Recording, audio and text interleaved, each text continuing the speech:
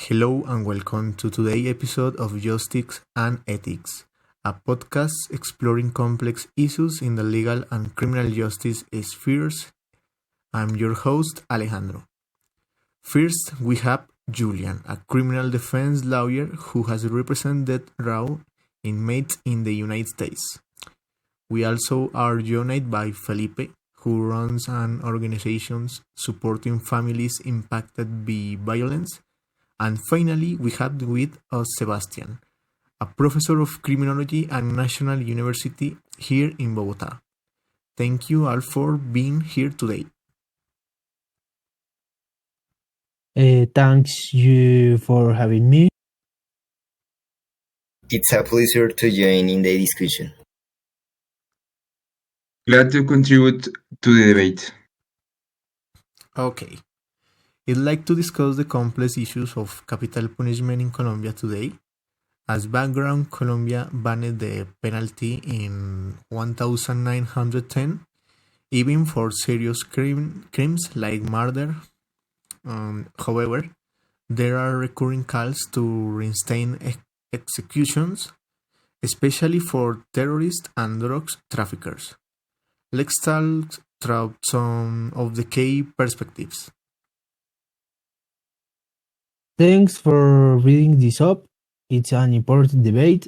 You mentioned Colombia abolished the death penalty over 100 years ago and proved it even during times of martial law.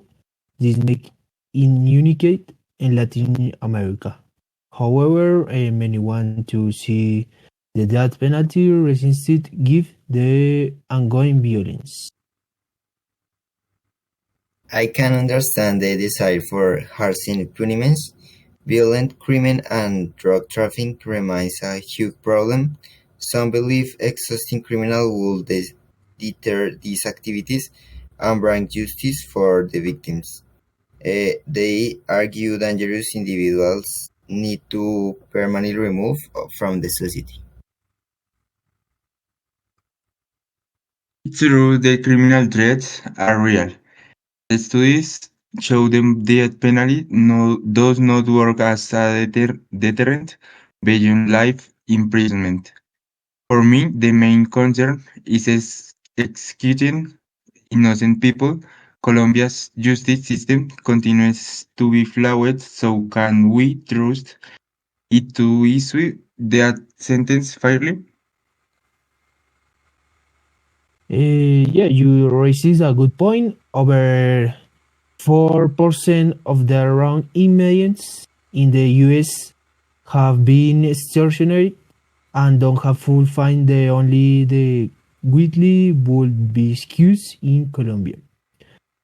What if reforming prison and the policing could reduce crime more effectively without the permanent risk of killing innocent? You have given me something to consider. I still believe violent criminals don't deserve the gift of life, but death penalty won't make citizens much safer. Maybe it's not worth the moral price. I will need to be convinced the change to executing innocent is nil. What do others think about the risk? Hmm. It's an impossible standard to prove someone guilty with 100% certainty. There will always be doubts, and the justice system makes mistakes. Even with appeals and careful procedures, irreversible errors happen as we've seen around the world. I don't think any legal system can fully eliminate that risk.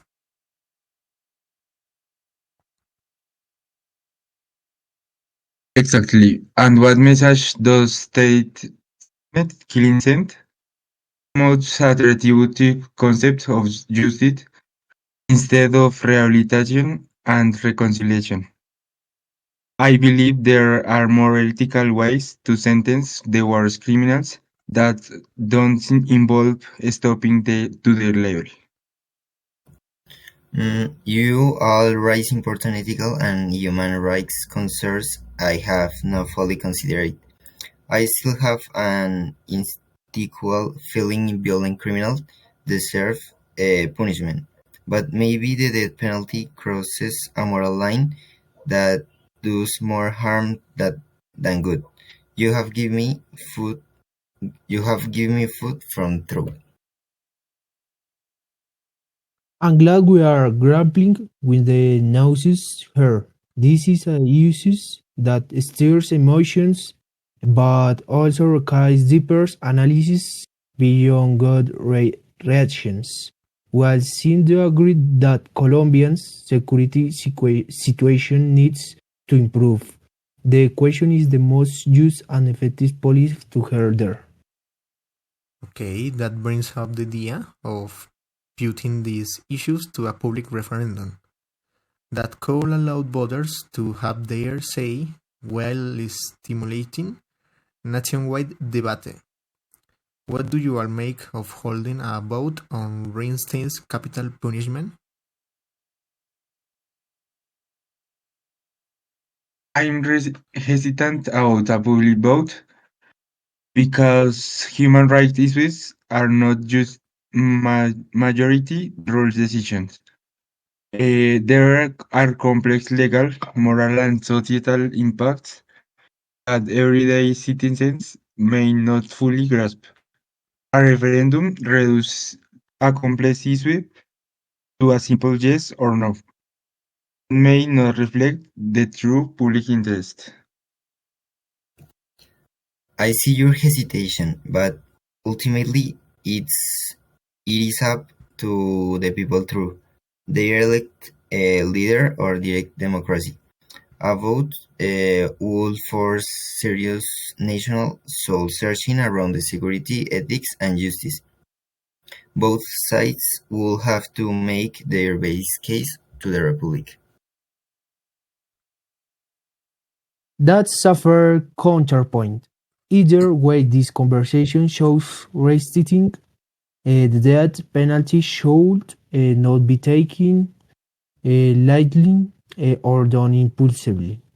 As a society, Colombia needs to deplete some its walls, values, and alternatives before reserving course of over a century without excusations. The ensuing intersects with so many others about the king of nation Colombians hope to build going forward.